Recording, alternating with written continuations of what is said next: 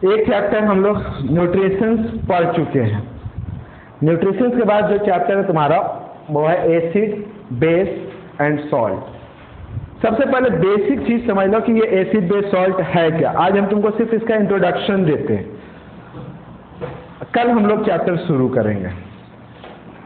जितने भी चीज हम लोग खाने पीने की चीजें होती है ना, जो हम लोग खाते हैं, तो एक्चुअली में वो जो सब्सटेंस होता है वो आइदर एसिडिक होता है, बेसिक होता है या न्यूट्रल होता है। न्यूट्रल को हम लोग सॉल्ट कहते हैं। सॉल्ट मतलब आपका यहाँ पे ये खाने वाला नमक नहीं है, ठीक है ना। जो खाने वाला नमक होता है उसको हम लोग केमिस्ट्री में कॉमन सॉल्ट कहते हैं।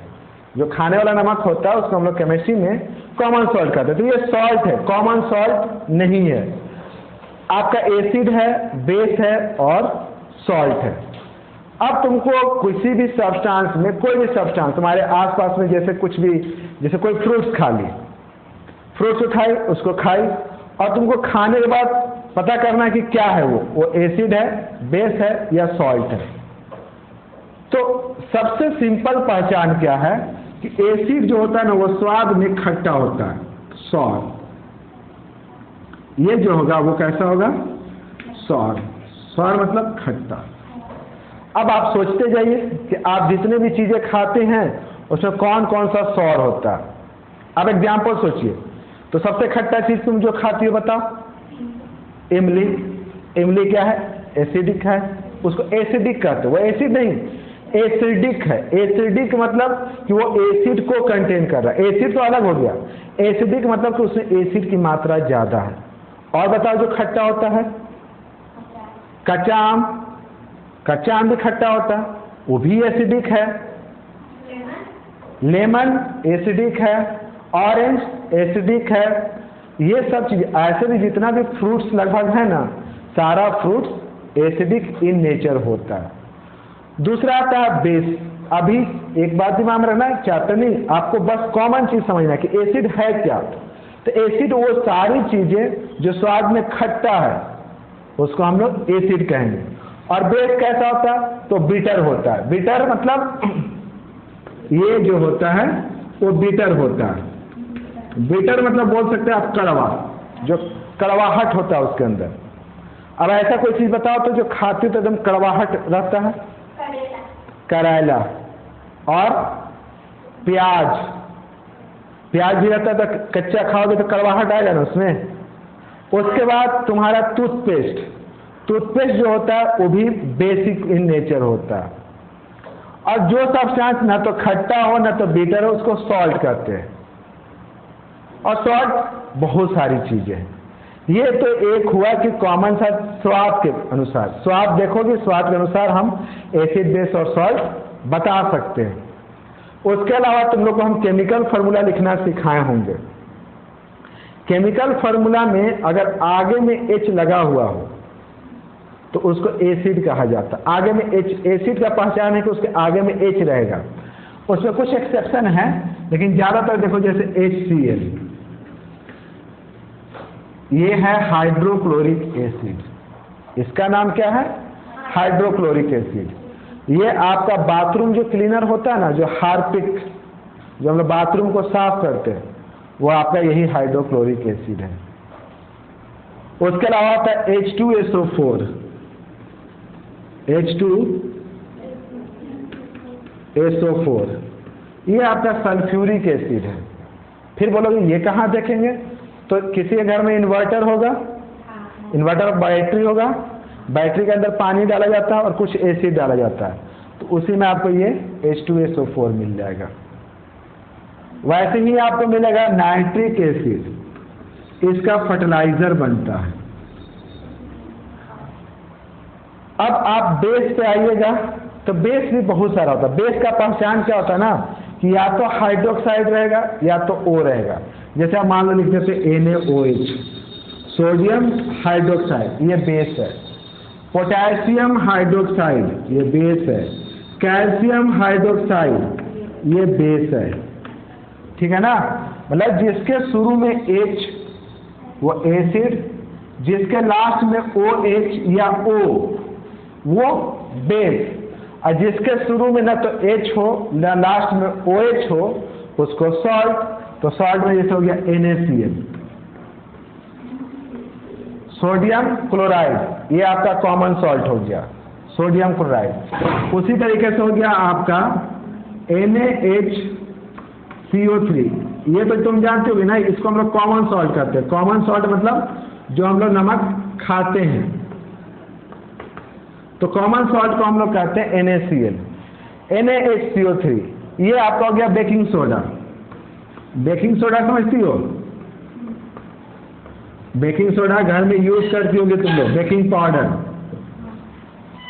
उसमें अभी लगाएंगे बेकिंग सोडा बेकिंग पाउडर में थोड़ा सा अंतर होता है, वो हम लोग कल डिस्कस करेंगे। इसको सोडियम हाइड्रोजन कार्बोनेट, ये भी आपका एक सॉल्ट है। उसके अलावा plaster of Paris, bleaching powder, calcium chloride, ये सब सॉल्ट होता है। हम लोग को क्या करना है कि इस चैप्टर में 1 बाय 1 सबके बारे में पढ़ना है। पहला तो तुमको चैप्टर में पढ़ना है कि एसिड क्या होता है, बेस क्या होता है, सॉल्ट क्या होता है।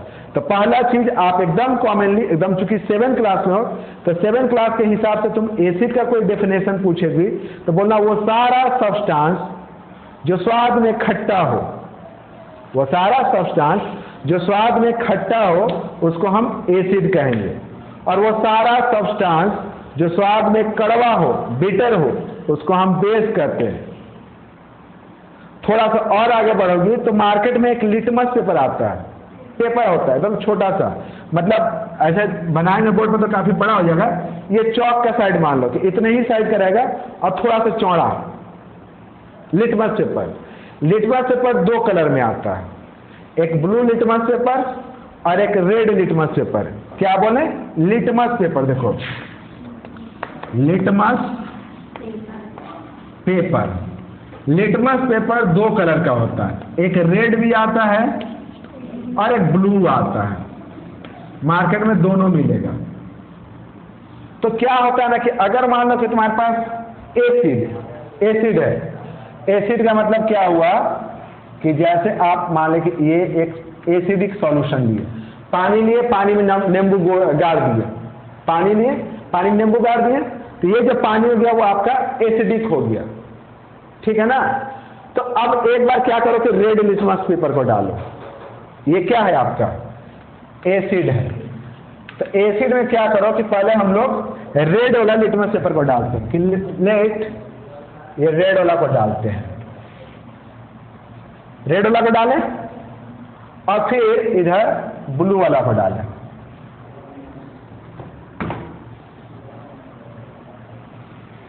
इधर ब्लू वाला को डालें। क्या होगा पता है? रेड वाला पर कोई इफेक्ट नहीं पड़ेगा, रेड वाला जैसे है वैसे ही रहेगा, लेकिन ये जो ब्लू वाला है जितना पास एसिड के अंदर आएगा ना वो किस तरह का कन्वर्ट हो गया? रेड। समझे?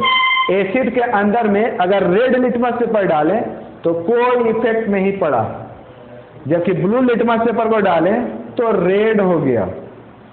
अब हम बेस लेते हैं, बेस लेना ज्यादा ये नहीं कि बेस अब कहां से लाएंगे सर, कुछ नहीं, आप टूथपेस्ट ले लो, टूथपेस्ट लेकर के क्या करो ना कि मान लो कि हमारा यहाँ पे टूथपेस्ट है, उसको थोड़ा सा पानी में मिला दिए, फिर वापस क्या किया कि यहाँ पे एक रेड लिटमस लिए और फिर इधर से हम एक ब्लू लिटमस लिए, ब्लू। ये क्या है हमारा यहाँ पे? बेस। तो बेस में क्या होता है कि ब्लू वाला पे कोई इफेक्ट नहीं पड़ता है, ब्लू वाला जैसे है वैसे ही रहेगा, लेकिन जो रेड वाला है वो ब्लू हो जाता है।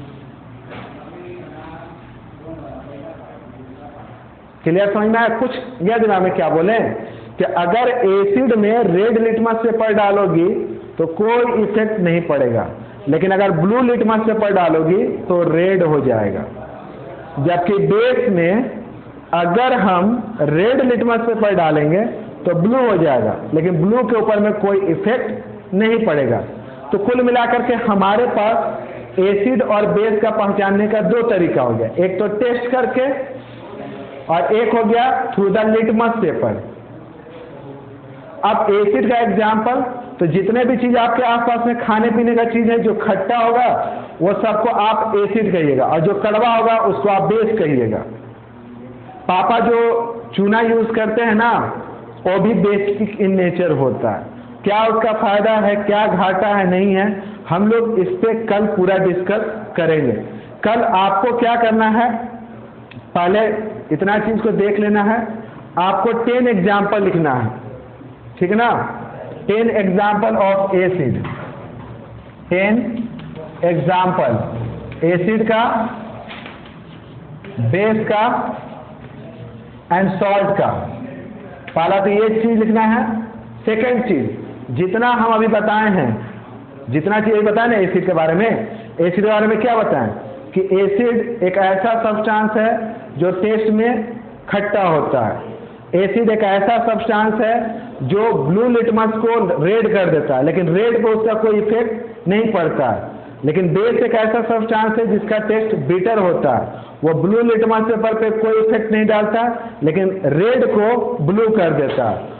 और अगर सॉल्ट की बात कीजिए तो कोई सॉल्ट में लिटमस पेपर डालोगी तो ब्लू लिटमस पेपर पर भी कोई इफेक्ट नहीं पड़ेगा और रेड लिटमस पेपर पर भी कोई इफेक्ट नहीं पड़ेगा।